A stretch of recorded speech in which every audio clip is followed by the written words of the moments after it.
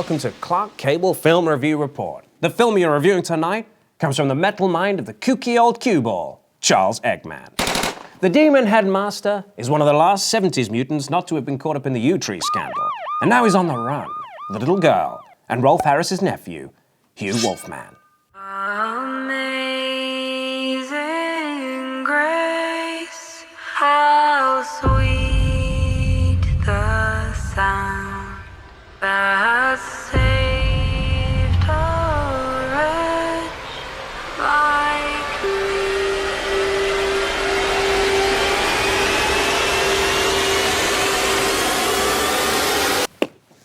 me. Ooh, okay. Joining us tonight are Stu Ullman, who is a kite enthusiast, I believe, and James Butler, comic book expert. Welcome back to the show. It's been a while. Yeah. Your reaction, you come out the cinema, sum it up quickly, how you feeling? Slightly remorseful. I felt really emotional. I felt like I'd been in a fight myself. Yeah, really sad, really mournful. It ends on a somber note. I came out thinking, good scrap, guys. Good scrap. I'm gonna count to 3, and you're gonna start walking away. I got rights to this one. 1, I have a lawyer now. 2, 3. They try to ground it in reality, I think. It's that thing they do in sort of futuristic movies sometimes where rather than flying cars everywhere, everything's slightly enhanced. Yeah, You know, it was just a few And slightly years shitty on. as well. Yeah. Like, yeah. It was just a few years on. It was like Mad Max before when it was just Max. Like just getting dusty, just getting depressing. What's the done, lovable? I'm feeling Mickey's own eyebrow clean. You can always get me with a washed-up old hero. Come on, hit me. He's drinking, cool. No, I thought it was really good, and it actually does tie in with like what it was based on, which is Old Man Logan in the comics. Comic Really book thing, good. eh? Yeah. Okay. No, but it's really, really good, and they were sort of loyal to that because he's in the desert, but it's like in Old Man Logan, it's actually a whole part of the United States, which is basically the deserty bit, and Hulk rules it. He's gone insane, and it's called Hulkland. But I really like it. So the Incredible Hulk was in it? No, in the comic he is, yeah. Oh, okay. In Old Man Logan, that's what it's this. Old You Man don't Logan. confuse me, all these timelines and whatnot. Stick to the canon, please. We got ourselves an X-Men fan. Maybe a quarter of it happened, and not like this.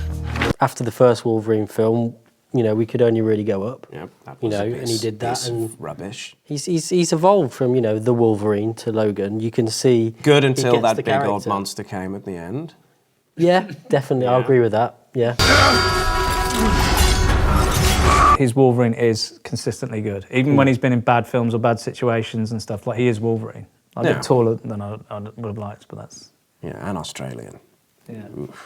Kangaroos! Big red. Oh, lovely. Beautiful. I've never... The thing that I found more shocking than him being like washed up and like really creepy Stephen Merchant lingering around was the moment that Masturbating. he seemed like a masturbator, didn't he? He definitely seemed like He a seemed like a masturbator. bus wanker, as they'd say. Yeah. The most shocking thing, like initially, was Xavier saying, "Oh, fuck off, Wolverine." Yeah. Like, straight when he did that, I was like, "Oh my god, we're into something." Even when he's been angry in previous films, he's just like, Eric, don't do this," and he's slaughtered 70 people, and it's just like, "You don't need to do this, Eric." That was my favourite part of the film was how they did that they had him with dementia. Yeah. Is that from the comic books? No, he's not even in it. No. Oh, well, that was It's excellent. more based on the Old Man Logan character. Other than that, it's pretty much. But nothing but like- it was good. The question of that character, who has the most powerful mind in the world, Yeah. getting dementia. and having epilepsy and seizures. Yeah, and what Oh, is you the thought it- fallout from that? You know, You that felt was- sorry for Jim Broadbent and Iris, but this was terrible. I mean, Yeah. she can piss on the floor, but this guy can kill a whale. You know what I mean? Yeah. Oh, yeah. Absolutely. Yeah, I know exactly what you mean. Yeah. And no, I thought. Did you two feel like when you watched it? Oh my God, Patrick wanna Stewart's wank on going a to bus. die. Yeah, Yes. yeah, I totally felt that. Really? Did you feel was that? like- Did You thought what? Stuart Pearce was going to die? I felt he should die. No, it's weird you said that. Wasn't this supposed to be 10 minutes? No, carry on. Yes. So the little girl. I thought she played it really well. It was like a She- less funny version of the Kick-Ass girl. She did a really good job of it. She didn't go overboard. She wasn't Jake Lloyd level of sort of child acting. He is better off seeking treatment for his mental condition. I'll try spinning. That's a good trick. I mean, there was a lot of this, which usually means bad. And child actors, usually when a child's been put into that, when it's like they've got a daughter, it's just, oh, fuck off, because they're never any good, you know. Yeah. But she was good. Hey, you! Fuck off! Stuart, we need you to come in and tell someone to fuck off. Oh, really? Hold on a sec. Fuck off! That's what they said. I like that. James Mangold is brilliant with the kids. He's brilliant. He'll get the performance out of the kid. Okay, and action. I'm not buying it. Fuck off. Hello? You know you gotta pay for that, right? Hey, come on. Not okay. There was always that thing of British actors when they come on screen who have like a regional accent that you don't really hear, and you just think like, It really throws you. That probably doesn't happen for Americans watching it, but for me it just went like, oh yeah, it's Stephen Merchant, and he's acting like a human, not like a movie star. But he was my only real problem with it to a point, because and I didn't dislike him. I liked the character. He is just so awkward, and he just wants to be loved. But and did that ruined the not performance work for the character? No, it did. It worked for the character, but at some points he never quite convinced me that he wasn't Stephen Merchant. Merchant! Fuck off! He's told me that 17 times today. 2 days on the road, only one meal and hardly any sleep. She's 11, I'm fucking 90. Yeah, he was with great. Nail and I back on the screen. Why has he been like since Spice World? I was kind of thinking that. I mean, he does that great show on hotels. S&M, umpire seat, to take in all the bed activity from up here. Cracking action. Yeah. It meant something so much more because he was an old man. Infected old claws. Yeah, when that claw came out and he was actually like... Yeah. Something you don't see in a lot of the X-Men films, because the rating, the violence with those claws, it actually meant something. So he goes in somebody's head. And you see it go in. Yeah. You see the blood, you see them die. In a lot of the X-Men it's not films, just that, it's also they're really, really competent as X-Men. Yeah. Whereas he's a fucking old slugger, isn't he? No. No. Holy fuck. Sexy robot Wolverine. That I did not like that. Well, the young one. You mean the clone? The clone, the sexy clone. X-24. Yeah. Funnily enough, that is actually from the main story. They Blame the clone comics. and he fight. I thought it was really good because it was him versing himself in his prime. I got it. But and also, like, why is he sexy? There's really nothing sexy about it. It's quite rugged, though. Let's be honest. The other guy with the metal hand was more sexy. Are you talking about?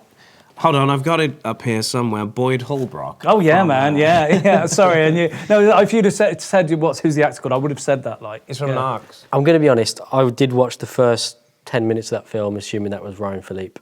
For a minute when he got the car up. Ronald, you don't know what you're talking about. Oh, yeah? Yeah. She also told me you fucked Cecilia.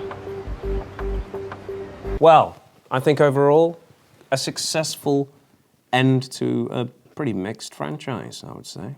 Let's get your scores, guys. I'll go through the scoring system for the boys and girls at home again. Number 1, out for a duck. Number 2, leg by. Number 3, reverse sweep. Number 4, boundary. Number 5 is, of course, a 6.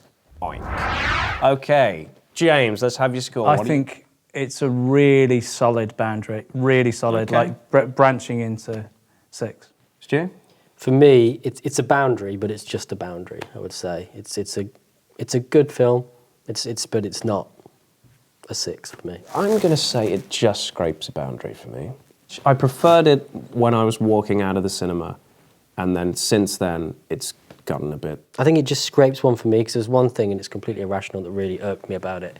Hit him, Stu. It was how much he slept in the last part of that film. All he seemed to do is be waking up and then falling asleep, and then waking up and falling asleep. And they just used it too much as a technique to sort of move. You hate Sleeping Beauty, don't you? Not a fan. What's that for you? Boundary? That's a leg by, I think. Leg by? Jesus Christ, that's a Disney classic. You see, you're messing with the big guys there. Okay, thank you for joining us.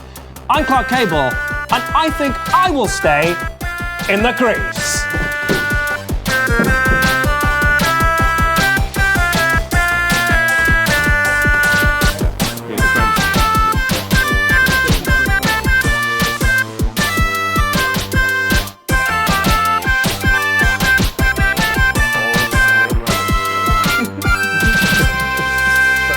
Man of Steel is exactly the same as Logan, yeah?